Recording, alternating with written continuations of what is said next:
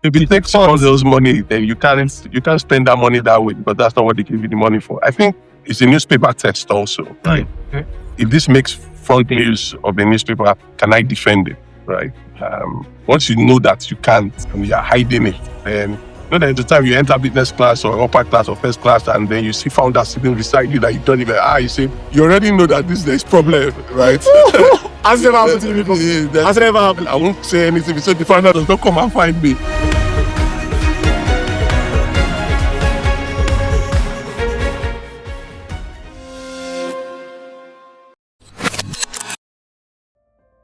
First, speaking to what you think the boundaries of delayed gratification should mean in the venture space, number one. And then number two, what's the fine balance between, okay, after a while, the business is already getting some money, right? I want to splurge a little bit like you and buy Benz, right? What's the balance? Where does this lie? And if you can give some very relatable examples, it'll be beautiful also. Okay. When there's something that's telling you that this thing you're doing, when you buy that business class ticket, that is bad, that is the thing that measures reasonability. When you know this thing you are doing is not right, the thing is talking to you. That thing that is talking to you is the reasonability. This table. So this thing, before you get back, we need to talk about this thing. For somebody who is very used to comfort, right? And someone who has been used to it almost all their lives, right? Paying for a business class ticket feels like the norm. And it doesn't really look like something that they are doing that feels outrageous. Have the money, you spend your money. I'm talking with respect to if you take some of those money, then you can't spend that money that way, because that's not what they gave you the money for. I think it's a newspaper test also, right? Mm-hmm. If this makes front news of the newspaper, can I defend it, right? Once you know that you can't and you're hiding it, then there's a time you enter business class or upper class or first class, and then you see founders sitting beside you that you don't even you say, you already know that there's problem, right? Has never happened to me before. Has never happened. I won't say anything. So the founder does not come and find me. But you already know, like I said, that the business can sustain this, right? If the business can sustain this, you wouldn't have been raising that money to do that. I'm not saying I'm one that optimizes for founders' comfort, right?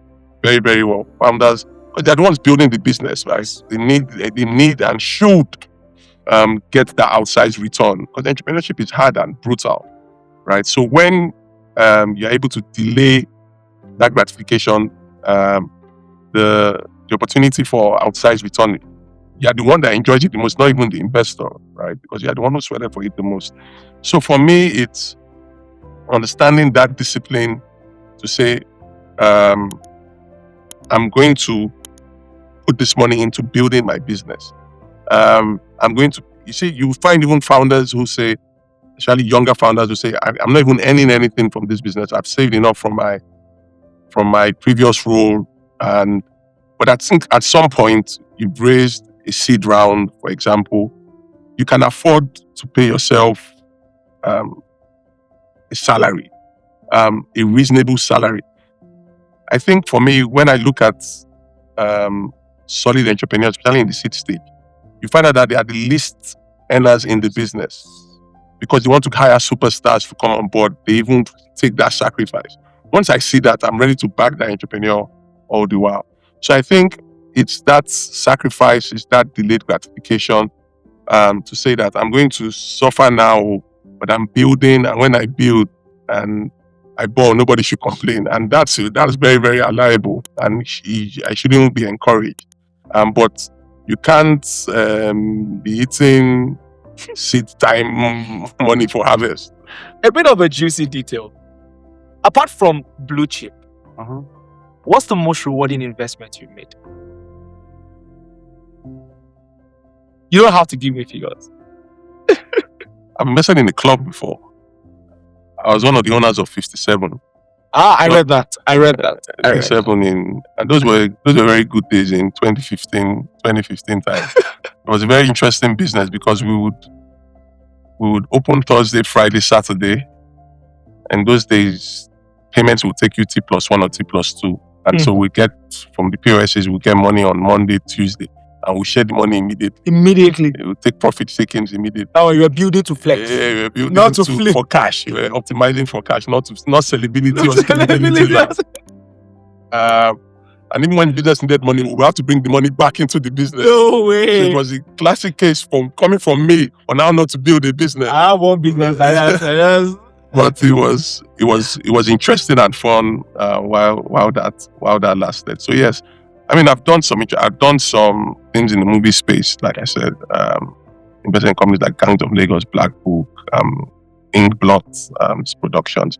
Why is it like everything you touched turns into gold? Because what you just rolled out now, you're talking Black Book, which is arguably, perhaps, if I'm not mistaken, the most successful Netflix original out of Nigeria. I think he's the one that I think it was number one in how many countries? Yeah. Gangs of Lagos. I'm a huge Chado Super fan. Yeah. Which other one? So Inkblot has done many.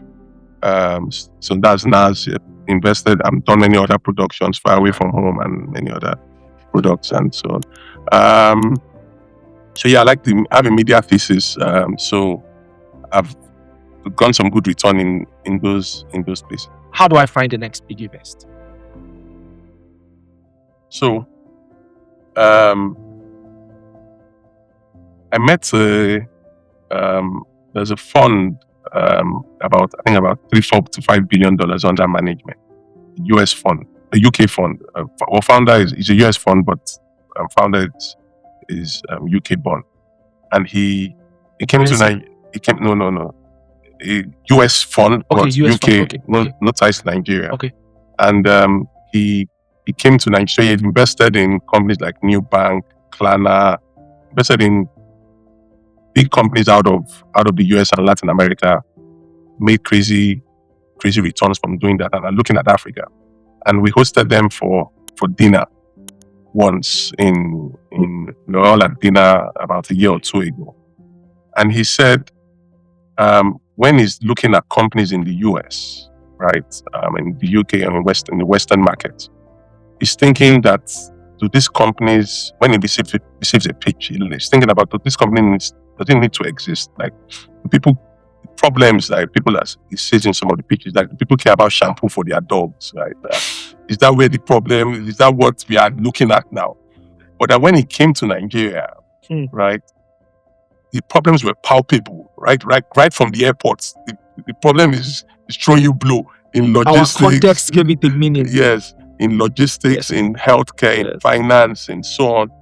And so we have real problems here that so someone thinking about I've missed the train. There's still problems to solve in our healthcare and health delivery place. There's still problems to solve in our last mile delivery. There's still problems to solve even in finance itself, right? With SMEs and so on. So there are still many problems that we have not even touched the surface on. So if I had $1 million today and looking at what are the interesting things to back, there is no one thing for me, right? Is how do I solve, and I call this I think before the show we were talking about the prosperity paradox, and Fosa and Clay talk about market creating innovation, right? How do I invest in market creating innovation companies that with market creating innovation that can create distribution? I'll give you an example. Before Paystack, right, people needed to pay 200,000 naira to InterSwitch to connect their website or platform to WebPay, and you work with them for 2 weeks. But today, if we decide that we are starting a company now and open the company, we can get online and start receiving payments, right? You are bringing innovation that allows people who would have been non-consumers become consumers. Right? I tell people that in Nigeria, you say you're building any company you're building, next company is your competition because you're all fighting for the same wallet, right? So you need to find a way to bring your products that allow non-consumers become consumers. People who not necessarily have used your product before now use your product. People who not have gotten a loan before can now get one loan through a money point agent and so on. That's market creating innovation that creates non-consumers, because we do have a lot of non-consumers in Africa. But then bringing those people into as consumers becomes the biggest opportunity in healthcare, in logistics, in supply chain, in finance, in everywhere. So I would be looking for companies that can democratize access, companies that in any of these problems and that can make non-consumers consumers.